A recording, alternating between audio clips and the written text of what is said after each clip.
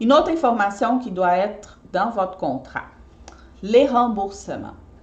Avec ce qui s'est passé les dernières 2 années, vous savez de quoi je parle, beaucoup d'événements ont été annulés à la dernière minute. Parce que l'enfant est tombé malade, donc on va annuler la fête. Ça peut arriver. Donc, il faut qu'on soit compréhensif. Par contre, en même temps, on ne peut pas se permettre de dépenser de l'argent pour préparer une fête. Et après ça, les clients, ils nous appellent les jeudis pour dire non, finalement, j'annule la fête, je fais plus la fête, je viens plus chercher la décoration demain parce que mon enfant est malade. En plus, les enfants, on sait, hein, moi aussi, je suis une maman. J'ai 2 enfants et ça peut arriver que l'enfant tombe malade et on est obligé d'annuler la fête. Alors, il faut laisser tout ça clair dans les contrats. Ce que je vous propose, c'est de mettre des délais. Donc, par exemple, les clients, il a payé un dépôt pour réserver la fête. Donc, il a payé, par exemple, 50% du prix avant les taxes, les frais. Et là, vous dites dans votre contrat, est-ce que c'est remboursable ces montants? Si oui ou si non. Et si c'est remboursable, jusqu'à temps et dans quelle situation?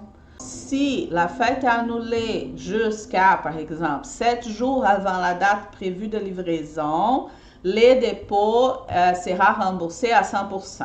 Si la fête est annulée jusqu'à 48 heures avant la livraison, je vous rembourse 50% du dépôt ou je ne vous rembourse pas le dépôt.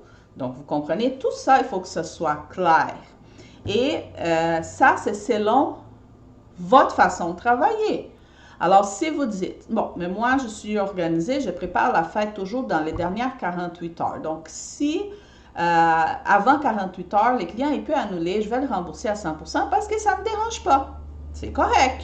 Mais si vous avez l'habitude de commencer à préparer la fête une semaine avant, et là, vous allez avoir des dépenses parfois, je vous encourage toujours à louer des décorations justement pour ne pas avoir ces dépenses. Mais si jamais il y a une petite dépense ici ou une autre petite dépense là, et vous êtes toujours habitué à préparer une semaine avant, là, vous allez dire dans votre contrat que vous remboursez 100% si la fête est annulée avant 7 jours, mais si avant 7 jours, dans la période de 1 à 7 jours avant la fête, vous ne remboursez pas les dépôts parce que vous êtes habitué à prendre cet argent pour commencer à préparer la fête. Donc, vous voyez, il faut vraiment réfléchir à tous ces détails et mettre tout ça dans les contrats.